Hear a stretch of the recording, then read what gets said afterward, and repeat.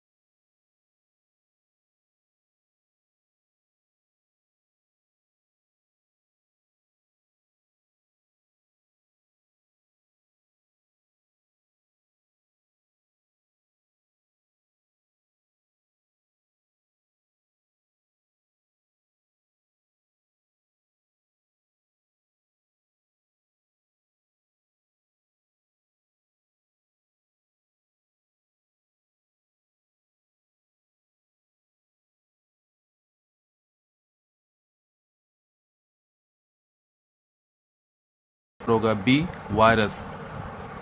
सामान्य जुकाम एक बहुत ही सामान्य संक्रामक रोग है जो वायरस के कारण होता है। इसका प्रमुख कारण राइनो वायरस है जो श्वसन तंत्र की नाक और गले की श्लेष्मिक झिल्ली को प्रभावित करता है।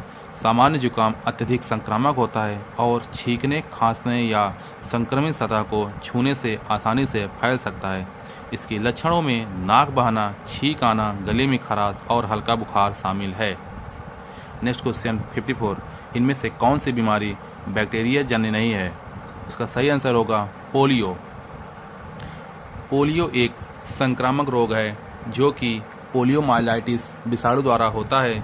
इसमें रोग कारक जीव का संचारण दूषित भोजन अथवा जल से होता है जो तंत्रिका तंत्र को प्रभावित करता है।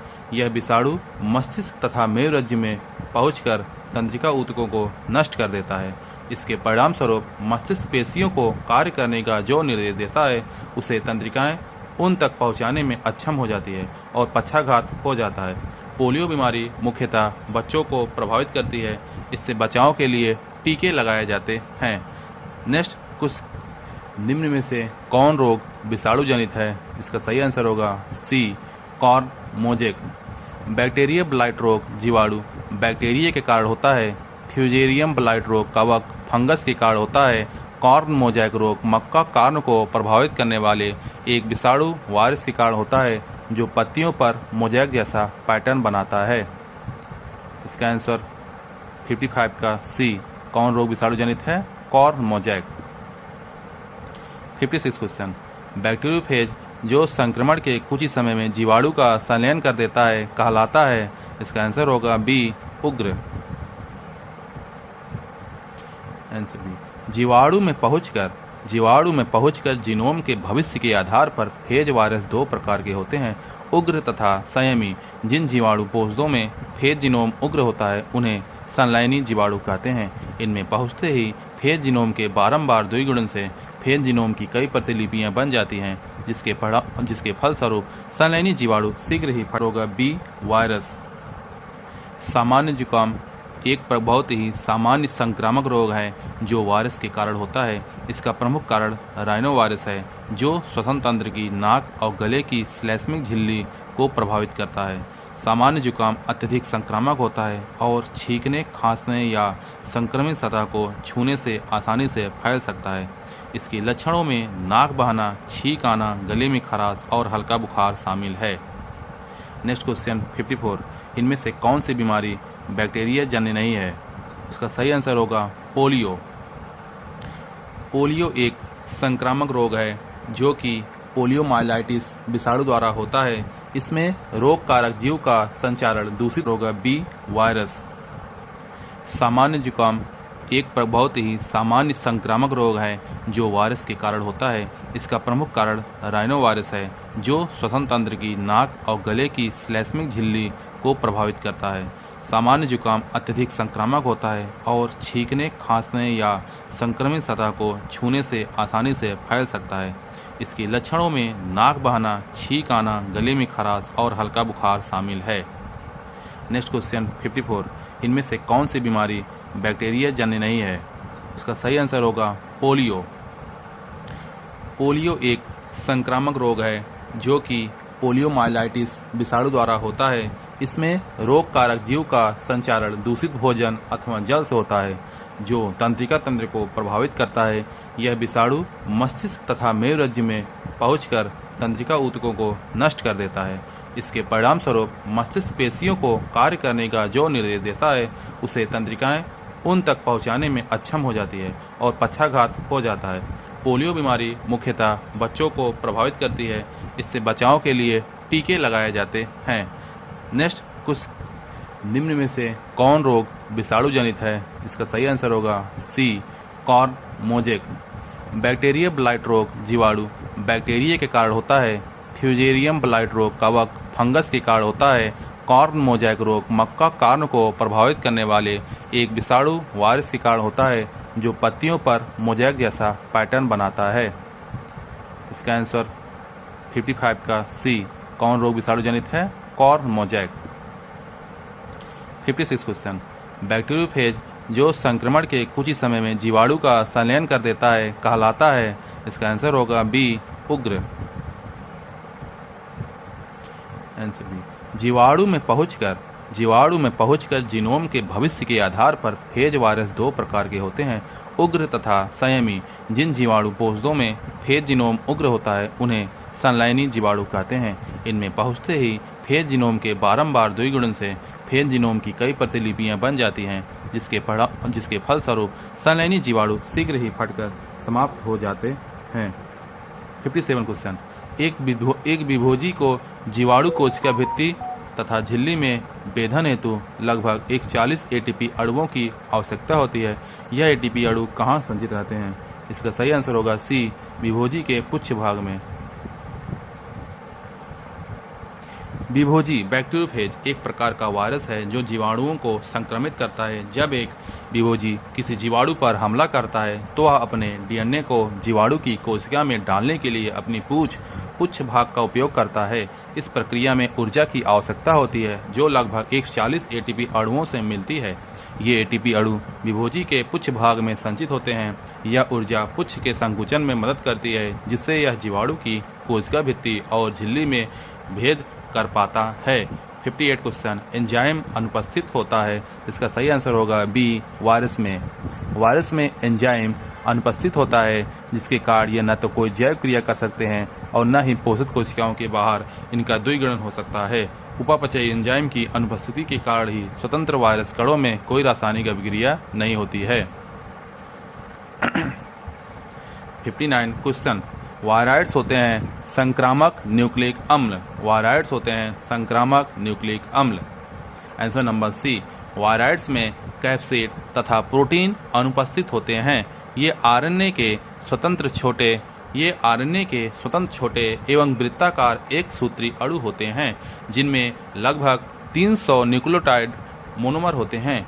ये सिर्फ पौधों में रोग फैलाने वाले संक्रामक न्यूक्लिक अम्ल होते हैं। अन्य महत्वपूर्ण तथ्य, टियोडाइनर ने न्यूक्लिक अम्ल से बने इन अणुओं को वायराइड्स नाम दिया। सर्वप्रथम खोजा गया wired potato spindle tuber wired है। 60 क्वेश्चन, म्यूटेशन की क्रिया विषाणुओं में सर्वप्रथम देखी गई। इसका आंसर होगा ए, डेलब्रुक। इसका आंसर होगा डेलब्रुक।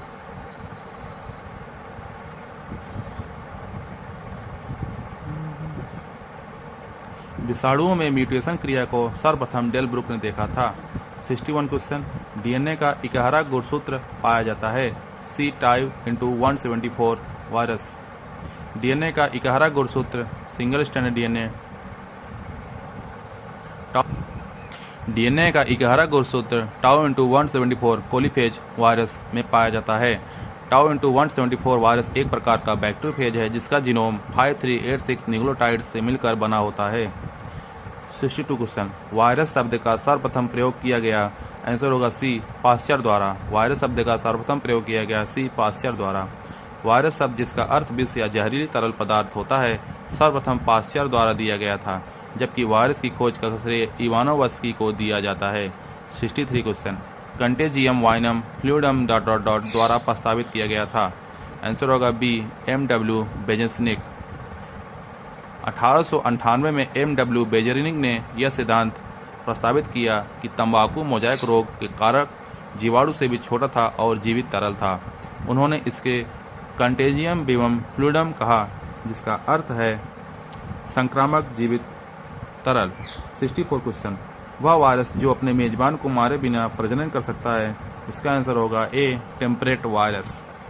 ऐसे वायरस जो अपने मेजबान को मारे बिना प्रजनन करते हैं उन्हें टेम्परेट या नॉन वायलेंट कहते हैं। इनके जीवन चक्र को लाइसोजेनिक चक्र कहते हैं। यहाँ मेजबान का डीएनए अपघटित नहीं होता है। 65 क्वेश्चन, निम्नलिखित में से कौन सी वायरल बीमारी घरेलू पालतू जानवरों में पाई जाती है? इसका आंसर होगा डी, इनमें से कोई नहीं। न ट्यूबरकुलोसिस होगा, न जॉन्डिस होगा, न न्यूमोनिया होगा। इससे कोई बीमारी घरेलू पालतू जानवरों से नहीं पाई जाती है। 66 क्वेश्चन, जीवित पोलियो का टीका जो मुंह से लिया जाता है बनाया गया था बी, अल्बर्ट साबिन द्वारा। जीवित पोलियो का टीका जो मुंह से लिया जाता है को अल्बर्ट साबिन द्वारा विकसित किया गया। एडवर्ड जेनर ने चेचक के टीके की खोज की। लुई पास्चर ने रेबीज के टीके की खोज की। 67 क्वेश्चन, इनके द्वारा पादप विषाणु सर्वप्रथम क्रिस्टलीय रूप में पृथक किया गया तथा न्यूक्लियो प्रोटीन जैसा माना गया है। इसका आंसर होगा बी, स्टैनले। वर्ष 1935 में WM स्टैनले ने सर्वप्रथम तंबाकू के मोजाइक वायरस को पृथक करके इसके रवे बनाने में सफलता हासिल की, जिसके लिए उन्हें वर्ष 1946 में नोबेल पुरस्कार मिला। उनके द्वारा तैयार किए गए रबों में तंबाकू में मोजाइक रोग उत्पन्न करने की पूरी क्षमता थी, जिससे यह सिद्ध हो गया कि वायरस सजीव नहीं बल्कि निर्जीव कण होते हैं जो सजीव कोशिकाओं को संक्रमित करते हैं। ये सजीव पदार्थों के संयोजन में भाग लेने वाले कण मुख्यतः न्यूक्लिक अम्ल तथा प्रोटीन्स अर्थात न्यूक्लियो प्रोटीन के बने होते हैं। इसकी आनुवंशिक सामग्री एक सूत्री RNA है। टीएमबी की 68 क्वेश्चन, टीएमबी की आनुवंशिक सामग्री होती है। इसका आंसर होगा सी, RNA। 69 क्वेश्चन, विषाणु वायरस को सर्वप्रथम क्रिस्टल रूप में प्राप्त करने का श्रेय जाता है। इसका आंसर होगा डी, WM स्टैनले।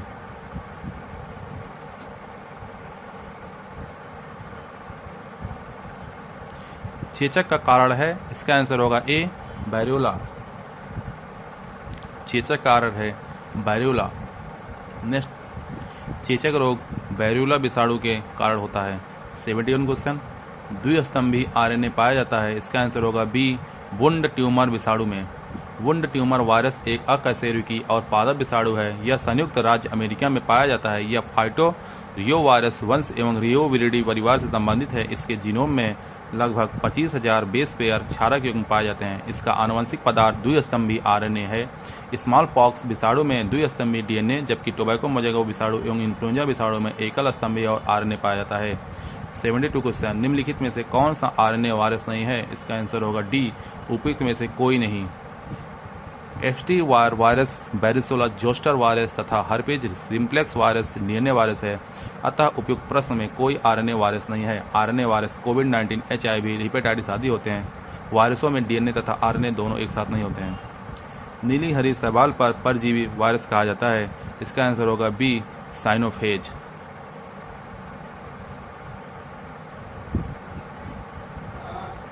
नीली हरी शैवाल पर परजीवी वायरस को साइनोफेज कहा जाता है। नीली हरी शैवाल को साइनोबैक्टीरिया भी कहा जाता है। स्टैनियर ने नीली हरी शैवाल को साइनोबैक्टीरिया के रूप में वर्गीकृत किया है। 74 क्वेश्चन, पपीते का पड़कुंचन लीफ कर्ल रोग होता है। इसका आंसर होगा बी, विषाणु द्वारा। पपीते का पड़कुंचन एक गंभीर विषाणु जनित रोग है। यह विषाणु DNA विषाणु है जो कुल जेमनी विरिडी के वंश बेंगोमोवायरस से संबंधित है।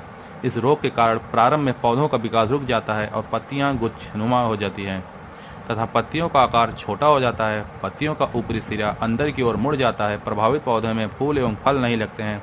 इस रोग का वाहक सफेद मक्खी है। 75 क्वेश्चन, नाड़ी स्पष्टता बीमारी पाई जाती है। डी होगा, भिंडी की पत्ती में।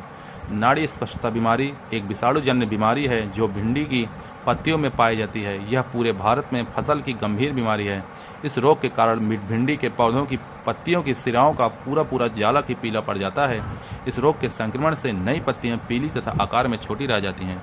इसके कारण पौधे में पुष्प आने की प्रक्रिया धीमी तथा कम हो जाती है और फल अगर लगते भी हैं तो बहुत छोटे ही रह जाते हैं। 76 क्वेश्चन, कोशिका में विषाणु के द्विगुणन को रोकता है। सी होगा IFN अल्फा। इंटरफेरॉन IFN संकेतक प्रोटीन का एक समूह है। यह कई प्रकार का होता है, जैसे IFN alpha, IFN beta, IFN omega आदि। IFN अल्फा कोशिका में विषाणुओं के द्विगुणन को रोकता है तथा प्रतिरोधक क्षमता बढ़ाता है। Let's start the new topics. जीवाणु, बैक्टीरिया। तो बीटी कॉटन में बीटी का पूरा नाम क्या है? बैसिलस थुरिंगिएनेसिस। इसके बारे में चर्चा कर लेते हैं। बीटी कॉटन में बीटी का अर्थ है बैसिलस थुरिंगिएनेसिस, जो एक मृदा जीवाणु है। यह बैक्टीरिया एक प्रोटीन उत्पन्न करता है जो विशेष कीटों के लार्वा के लिए विषैला होता है, विशेषतः कपास के बॉलवर्म के लिए। यह जीन जब कपास के पौधे में डाला जाता है तो वह कीट प्रतिरोधी बन जाता है। सेकंड, प्लाज्मिड जो ड्रग प्रतिरोध उत्पन्न करता है, क्या कहलाता है? इसका आंसर होगा डी, आर फैक्टर। प्लाज्मिड जीवाणु कोशिका में पाए जाने वाले बाह्य गुणसूत्री या बाह्य केंद्र की वृत्ताकार DNA अणु होते हैं। ये उस जीवाणु को विशेष गुण प्रदान करते हैं। ये कई प्रकार के होते हैं, जैसे एफ फैक्टर जनन प्लाज्मिड, TI प्लाज्मिड ट्यूमर प्रेरित करने वाला प्लाज्मिड, कॉल फैक्टर विष उत्पन्न करने वाला प्लाज्मिड, आर फैक्टर एंटीबायोटिक औषधियों से प्रतिरोधकता उत्पन्न करने वाले प्लाज्मिड।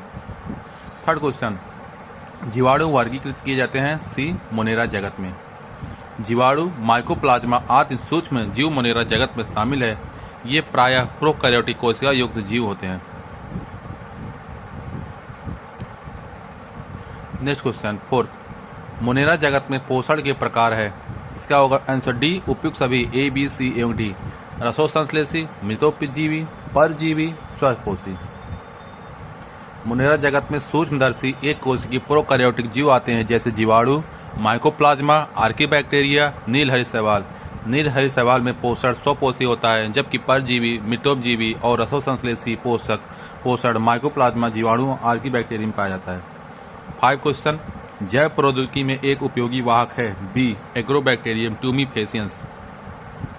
एग्रोबैक्टीरियम ट्यूमीफेसियंस एक मृदा जीवाणु है जो पौधों में क्राउन गाल रोग उत्पन्न करता है। इसके TI प्लाज्मिड का उपयोग आनुवंशिक अभियांत्रिकी में वेक्टर के रूप में किया जाता है। वैज्ञानिक TI प्लाज्मिड को संशोधित कर पौधों में वांछित जीन प्रविष्ट कराते हैं। 6 क्वेश्चन, TI प्लाज्मिड पाया जाता है। B, Agrobacterium tumefaciens. ये क्वेश्चन PGT बायोलॉजी 2011 में पूछा गया था और GIC लेक्चरर में 2015 में पूछा गया था। B, TI plasmid agrobacterium tumefaciens में पाया जाता है। इस प्लाज्मिड का उपयोग जीन इंजीनियरिंग में वाहक के रूप में किया जाता है। इसमें प्राकृतिक रूप से दूसरे पौधों के कोशिका में प्रवेश करने व उसके जीनोम से जुड़कर द्विगुणन की क्षमता होती है। अतः इस जीवाणु को प्राकृतिक रूप से जीन इंजीनियर भी कहते हैं। निम्नलिखित कथनों पर विचार कीजिए। फर्स्ट, एग्रोबैक्टीरियम ट्यूमीफेसियंस एक मृदा जीवाणु है। सेकेंड, TI तथा RI प्लाज्मिड जिनका उपयोग उच्च पादपों के क्लोनिंग वेक्टर के रूप में होता है, वे एग्रोबैक्टीरियम ट्यूमीफेसियंस से प्राप्त होते हैं। उपयुक्त कथनों में क्या सही है? तो आंसर होगा सी, 1 व 2 दोनों, यानी दोनों सही है। एग्रोबैक्टीरियम ट्यूमीफेसियंस एक मृदा जीवाणु है। TI तथा RI तथा प्लाज्मिड जिनका उपयोग उच्च पादपों के क्लोनिंग वेक्टर के रूप में होता है, वे एग्रोबैक्टीरियम ट्यूमीफेसियंस से प्राप्त होते हैं। अतः दोनों कथन सत्य है। 8 क्वेश्चन, प्लाज्मिड्स है। बी, जीवाणुओं में गुणसूत्रों के अतिरिक्त पाया जाने वाला आनुवंशिक पदार्थ। प्लाज्मिड प्रोकैरियोटिक जीवों जैसे जीवाणुओं में केंद्रीय DNA के अतिरिक्त पाया जाने वाला आनुवंशिक पदार्थ एक्स्ट्रा क्रोमोसोमल जेनेटिक मटेरियल है। हालांकि इसमें स्व-द्विगुणन की क्षमता होती है। जीवाणुओं में विभिन्न प्रकार के प्लाज्मिड पाए जाते हैं। आजकल जीन इंजीनियरिंग में इनका उपयोग वेक्टर के रूप में होता है। 9 क्वेश्चन, जीवाणु का एक्स्ट्रा क्रोमोसोमल DNA कहलाता है। आंसर होगा बी, प्लाज्मिड। 10 क्वेश्चन, जीवाणुओं में गुणसूत्री आनुवंशिक तत्व से जुड़ा रहने वाला गुणसूत्र बाह्य आनुवंशिक तत्व कहलाता है। इसका आंसर होगा ए, प्लाज्मिड। 11 क्वेश्चन, निम्नलिखित में से कौन आनुवंशिक इंजीनियरिंग से संबंध है? आंसर होगा सी, प्लाज्मिड। प्लाज्मिड पोषक कोशिका में गुणसूत्रों से अलग अस्तित्व वाले अपेक्षा के छोटे बंद वृत्ताकार DNA अणु होते हैं। प्लाज्मिड का उपयोग आनुवंशिक इंजीनियरिंग में किया जाता है। इनके डीएनए में प्रतिकृतिकरण उद्गम क्षेत्र पाया जाता है, जिसके कारण इनका डीएनए प्रतिकृतिकरण प्रक्रिया द्वारा अपनी अनेक प्रतिकृतियां तैयार कर सकता है। 12 क्वेश्चन, प्लाज्मिड का उपयोग वाहक के रूप में किया जाता है क्योंकि इसमें एंटीबायोटिक प्रतिरोधी जीन होते हैं। प्लाज्मिड का उपयोग वाहक के रूप में किया जाता है। प्लाज्मिड एक छोटा डीएनए अणु होता है। यह गुणसूत्रों के डीएनए से अलग होता है और स्वतंत्र रूप से अपने प्रतिरूप बना सकता है। प्लाज्मिड में एंटीबायोटिक के प्रतिरोध की क्षमता है और इसका इस्तेमाल जीन को एक जीव से दूसरे जीव में स्थानांतरित करने के लिए किया जाता है। 13 क्वेश्चन, आनुवंशिक अभियांत्रिकी में वेक्टर की तरह प्रयुक्त होने वाले प्लाज्मिड में होना अति आवश्यक है। इसका आंसर होगा बी, प्रतिकृतिकरण के उद्गम का। आनुवंशिक अभियांत्रिकी में वेक्टर की तरह प्रयुक्त होने वाले प्लाज्मिड में प्रतिकृतिकरण के उद्गम का होना अति आवश्यक है। प्लाज्मिड और फेज वेक्टरों को क्लोनिंग के उद्देश्यों से प्रोकैरियोट्स बैक्टीरिया में प्रयुक्त किया जाता है। 14 क्वेश्चन, ग्राम धनात्मक बैक्टीरिया के लक्षण है। इसका आंसर होगा डी, उपयुक्त सभी। कोशिका भित्ति में टेकोइक अम्ल की उपस्थिति। ऑप्शन बी, कोशिका भित्ति में पेप्टाइडोग्लाइकेंस की अधिक प्रतिशत मात्रा में होना। सी, लिपिड की प्रतिशत मात्रा कम होना। इसका आंसर होगा डी, उपयुक्त सभी। जीवाणुओं को उनके अभिरंजन की तकनीक के आधार पर दो समूहों में बांटा गया है। फर्स्ट, ग्राम पॉजिटिव बैक्टीरिया एवं सेकंड, ग्राम नेगेटिव बैक्टीरिया। इस तकनीक को वैज्ञानिक हैंस क्रिश्चियन ग्राम द्वारा सन 1884 में विकसित किया गया था। ग्राम पॉजिटिव बैक्टीरिया की कोशिका भित्ति लगभग 150 से 200 एंगस्ट्रॉन मोटी होती है। यह पेप्टाइडोग्लाइकन की बनी होती है। इसका शुष्क भार कोशिका के संपूर्ण भार का लगभग 20 से 40% होता है। कोशिका भित्ति में टिकोइक अम्ल पाया जाता है। इसमें लिपिड की मात्रा कम 1 to 4% होती है। ये प्रतिजैविकों के प्रति कम प्रतिरोधी होते हैं। ये क्रिस्टल वायलेट से अभिरंजित करने पर बैंगनी रंग ग्रहण कर लेते हैं। नेक्स्ट क्वेश्चन 15, ग्राम धनात्मक बैक्टीरिया है। इसका आंसर होगा बी, स्टेफाइलोकोकस। ग्राम धनात्मक बैक्टीरिया वे होते हैं जिनकी कोशिका भित्ति में पेप्टाइडोग्लाइकेंस की मोटी परत होती है और जो ग्राम अभिरंजन प्रक्रिया के बाद बैंगनी रंग धारण कर लेते हैं। दिए गए विकल्पों में से स्टेफाइलोकोकस एक ग्राम धनात्मक बैक्टीरिया है। नेक्स्ट क्वेश्चन 16, निम्नलिखित सुमेलित युग्मों में से कौन सा गलत है। आंसर होगा ए, जीवाणु कोशिका भित्ति सेलुलोज। जीवाणु कोशिका भित्ति पेप्टाइडोग्लाइकन, जिसे मूरिन भी कहा जाता है, की बनी होती है। बैक्टीरियल राइबोसोम में 16S rRNA तथा बैक्टीरियल कसाबिका प्रोटीन की बनी होती है। नेक्स्ट क्वेश्चन 17 क्वेश्चन, ग्राम अभिरंजन के लिए प्रयुक्त किया जाने वाला अभिरंजक है। इसका आंसर होगा सी, क्रिस्टल वायलेट। ग्राम अभिरंजन जीवाणुओं के लिए प्रयोग किया जाता है। इसमें 2 चरणों में क्रिस्टल वायलेट तथा आयोडीन विलयन का उपयोग किया जाता है। 18 क्वेश्चन, प्रथम एंटीबायोटिक खोजा गया। इसका आंसर होगा ए, 1929 ईस्वी में। पहली एंटीबायोटिक पेनिसिलिन की खोज सर अलेक्जेंडर फ्लेमिंग ने वर्ष 1928 में की थी, लेकिन इसका बड़े पैमाने पर उत्पादन और चिकित्सा में उपयोग वर्ष 1929 के बाद ही संभव हो पाया। फ्लेमिंग ने गलती से देखा कि उनकी लैब में रखी एक पेट्री डिश में पेनिसिलियम नोटेटम नामक फफूंद बैक्टीरिया के विकास को रोक रही थी। इस खोज ने चिकित्सा के क्षेत्र में क्रांति ला दी और कई घातक बीमारियों के इलाज का मार्ग प्रशस्त किया। नेक्स्ट क्वेश्चन 19, एक छोर पर कसाब के एक गुच्छे वाला जीवाणु कहलाता है। एक छोर पर कसाब के एक गुच्छे वाला जीवाणु कहलाता है। इसका आंसर होगा बी, लोफोट्राइकस। जीवाणुओं में कसाब की उपस्थिति के आधार पर इसे निम्न समूहों पर विभाजित किया जा सकता है। फर्स्ट, मोनोट्राइकस, एक सिरे पर एक फ्लैजिला। सेकेंड, लोफोट्राइकस, दोनों सिरों पर फ्लैजिला के गुच्छे। थर्ड, सिफेलोट्राइकस, एक सिरे पर फ्लैजिला का गुच्छा। एंड फोर्थ, एम्फीट्राइकस, दोनों सिरों पर एक एक फ्लैजिला। 5, पेरिट्राइकस, संपूर्ण सतह पर फ्लैजिला। इस प्रश्न का सही उत्तर सिफेलोट्राइकस होगा, परंतु यह विकल्प में नहीं है, अतः विकल्प बी, लोफोट्राइकस को उत्तर माना जा सकता है। नेक्स्ट क्वेश्चन 20 क्वेश्चन, जीवाणु जिनमें एक सिरे पर गुच्छे में कसाब होते हैं कहलाते हैं। इसका आंसर होगा सी, सिफेलोट्राइकस। 21 क्वेश्चन, ऐसे प्रकार के जीवाणु जिनमें एक कसाबी प्रत्येक छोर पर पाया जाता है उन्हें क्या कहा जाता है। उन्हें कहा जाता है एम्फीट्राइकस कहा जाता है। जीवाणुओं को उनकी कसाबी की व्यवस्था के आधार पर वर्गीकृत किया जाता है। जब एक जीवाणु के शरीर में दोनों सिरों पर एक एक कसाबी एकल या युग्म में मौजूद होती हैं तो उसे एम्फीट्राइकस कहा जाता है। लोफोट्राइकस में जीवाणु के एक सिरे पर कसाबियों का एक गुच्छा होता है। पेरिट्राइकस में कसाबियां जीवाणु के पूरे शरीर के सतह पर फैली होती हैं। 22 क्वेश्चन, किसी जीवाणु के फ्लैजिला में माइक्रोट्यूब्यूल का क्रम होता है। इसका आंसर होगा सी 9+0। जीवाणु में उपस्थित फ्लैजिला में माइक्रोट्यूब्यूल का क्रम 9+0 होता है। यूकार्योटिक कोशिका में 9+2 क्रम होता है, जिसमें 9 सूत्र किनारे तथा 2 सूत्र बीच में व्यवस्थित होते हैं। जीवाणु व माइक्रोप्लाज्मा में प्रोकैरियोटिक कोशिका होती है। नेक्स्ट क्वेश्चन, निम्नलिखित जीवों में से असीम केंद्र की कोशिकाओं के उदाहरण कौन से हैं? निम्नलिखित जीवों में से असीम केंद्र की कोशिकाओं के उदाहरण कौन से हैं? जिसका आंसर होगा जीवाणु व माइक्रोप्लाज्मा।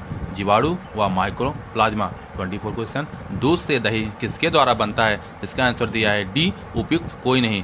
दूध से दही उत्पन्न करने वाले जीवाणु स्ट्रेप्टोकोकस लैक्टिस तथा लैक्टोबैसिलस श्रेणी के होते हैं। ये जीवाणु दूध में उपस्थित शर्करा को लैक्टिक अम्ल में बदल देते हैं, जिससे दूध से दही प्राप्त होता है। 25 क्वेश्चन, एंटीबायोटिक शब्द किसने दिया? इसका आंसर होगा बी, वॉक्समैन। एंटीबायोटिक शब्द वॉक्समैन ने प्रतिपादित किया था। इन्होंने स्ट्रेप्टोमाइसिन नामक एंटीबायोटिक का निर्माण किया था। फ्लेमिंग ने सर्वप्रथम एंटीबायोटिक की खोज की थी तथा पेनिसिलिन नामक एंटीबायोटिक बनाई थी। 26 क्वेश्चन, जब किसी रोगकारी जीव विष के विरुद्ध तैयार प्रतिरक्षियां शरीर में प्रविष्ट कराई जाती हैं तो क्या कहलाता है? इसका आंसर होगा कृत्रिम निष्क्रिय टीकाकरण। किसी रोगकारी जीव विष के विरुद्ध तैयार प्रतिरक्षियां शरीर में प्रविष्ट कराया जाना कृत्रिम निष्क्रिय टीकाकरण कहलाता है। निष्क्रिय टीके में मृत रोगजनक होते हैं। इस प्रकार के टीकों में रोगजनक को तापमान, रसायन, पराबैंगनी किरणों आदि के द्वारा निष्क्रिय कर दिया जाता है और उसे शरीर में प्रवेश करवाया जाता है। 27 क्वेश्चन, निम्नलिखित में से किस रोग को टीकाकरण द्वारा नहीं रोका जा सकता है? इसका आंसर होगा डी, अमीबायोसिस। अमीबायोसिस एक संक्रामक रोग है जो एंड अमीबा हिस्टोलिटिका नामक परजीवी के कारण होता है। इसे टीकाकरण द्वारा नहीं रोका जा सकता है, जबकि पोलियो, डिप्थीरिया तथा निमोनिया रोग टीकाकरण द्वारा रोके जा सकते हैं। 28 क्वेश्चन, इनमें से कौन सा सूक्ष्म जीव नाइट्रोजन स्थिरीकरण में मुख्य भूमिका निभाता है? इसका आंसर होगा ए, राइजोबियम। राइजोबियम जीवाणु लेगुमिनेसी कुल के पौधों की जड़ों में सजीवी रूप में वास करता है तथा वहां पर नाइट्रोजन स्थिरीकरण की क्रिया में भाग लेता है। 29 क्वेश्चन, पौधे नाइट्रोजन का उपयोग किस प्रकार करते हैं? इसका आंसर होगा डी, नाइट्रेट के रूप में। पौधे सीधे हवा में मौजूद आणविक नाइट्रोजन N2 का उपयोग नहीं कर सकते। इस प्रक्रिया को नाइट्रोजन स्थिरीकरण कहते हैं, जिसमें मिट्टी में मौजूद कुछ बैक्टीरिया या अन्य सूक्ष्म जीव जैसे राइजोबियम आणविक नाइट्रोजन को नाइट्रेट NO3- और अमोनियम NH4+ जैसे रूपों में परिवर्तित करते हैं, जिन्हें पौधे आसानी से जड़ों द्वारा अवशोषित कर सकते हैं। हालांकि नाइट्रेट नाइट्रोजन का सबसे सामान्य रूप है जिसे पौधे अवशोषित करते हैं। 30 क्वेश्चन, फलीदार पौधों की जड़ों के आसपास नाइट्रेट की उपस्थिति क्या हो जाती है? तो गांठ निर्माण को बढ़ाते हैं। गांठ निर्माण को बढ़ाते हैं। राइजोबियम जीवाणु एक अभिजाड़ू, अगतिशील एवं मितोपजीवी जीवाणु है। यह लेगुमिनेसी कुल के पौधों की जड़ों में मूल रूपों द्वारा प्रवेश करता है। यह कार्टेक्स में अपनी कॉलोनी बनाकर लेग हीमोग्लोबिन वर्णक का संश्लेषण करता है। इसके द्वारा जड़ों में गांठें उत्पन्न होती हैं। पोषक पौधे द्वारा राइजोबियम को संरक्षण एवं भोजन प्रदान किया जाता है। इसके बदले राइजोबियम लेगुमिनस पौधे को उपयोगी नाइट्रोजन यौगिक उत्पन्न करता है। 31 क्वेश्चन, जैंथोमोनास सिट्राई निम्न के लिए एक रोग कारक जीव होता है। इसका आंसर होगा सी, सिट्रस कैंकर। सिट्रस कैंकर रोग जैंथोमोनास सिट्राई नामक रोगजनक जीवाणु द्वारा होता है। यह एक दंड रूपी ग्राम नेगेटिव व वायवीय जीवाणु है। इसमें केवल एक ध्रुवी कसाब पोलर फ्लैजिलम पाया जाता है।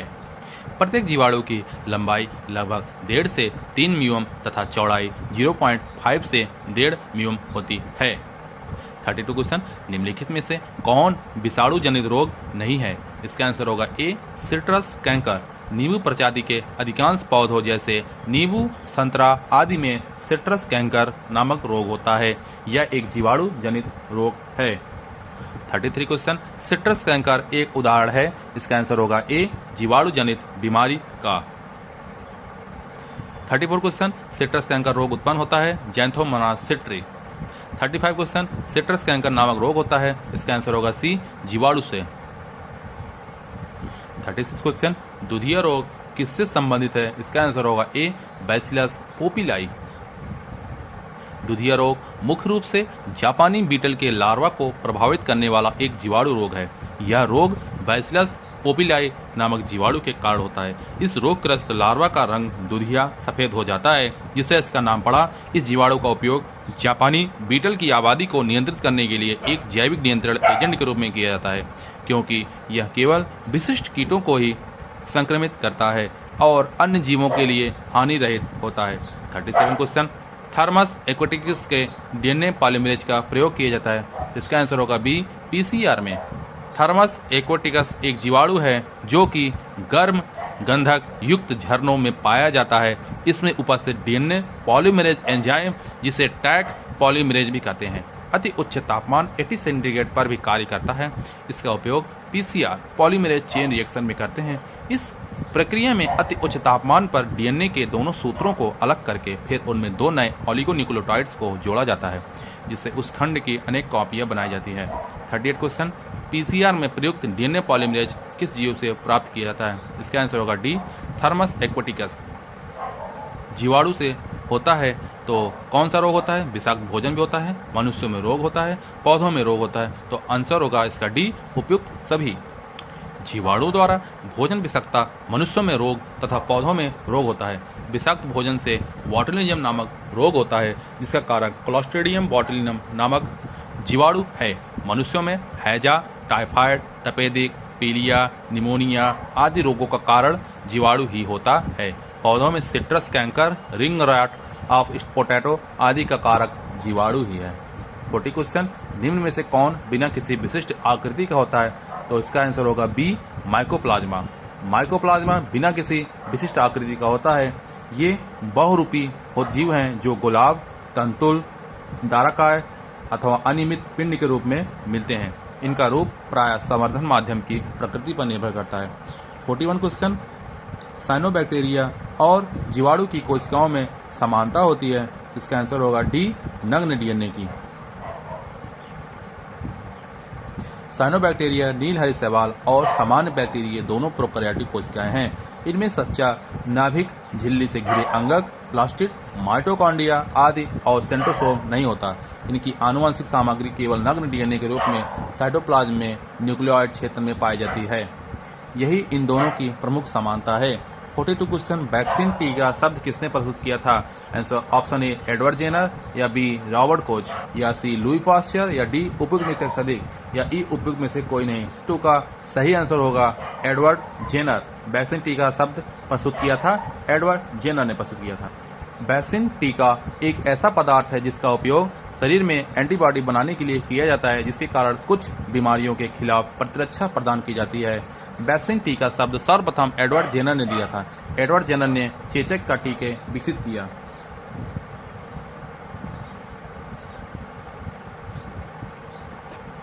वैक्सीन टीका एक ऐसा पदार्थ है जिसका उपयोग शरीर में एंटीबॉडी बनाने के लिए किया जाता है, जिसके कारण कुछ बीमारियों के खिलाफ प्रतिरक्षा प्रदान की जाती है। वैक्सीन टीका शब्द सर्वप्रथम एडवर्ड जेनर ने दिया था। एडवर्ड जेनर ने चेचक के टीके विकसित किया। तो फ्रेंड्स, इसके बाद हम नेक्स्ट क्वेश्चन नेक्स्ट वीडियो में डिस्कस करेंगे। तो दोस्तों, वीडियो अगर आपके एग्ज़ाम ओरिएंटेड लगे तो प्लीज़ लाइक कर दीजिए, शेयर कर दीजिए एंड सब्सक्राइब कर दीजिए। दोस्तों, आप लोग का लाइक एंड सब्सक्राइब हमें मोटिवेशन देता है। तो प्लीज़ वीडियो को लाइक कीजिए एंड शेयर कीजिए अपने दोस्तों के साथ और सब्सक्राइब कीजिए। Thank you friends.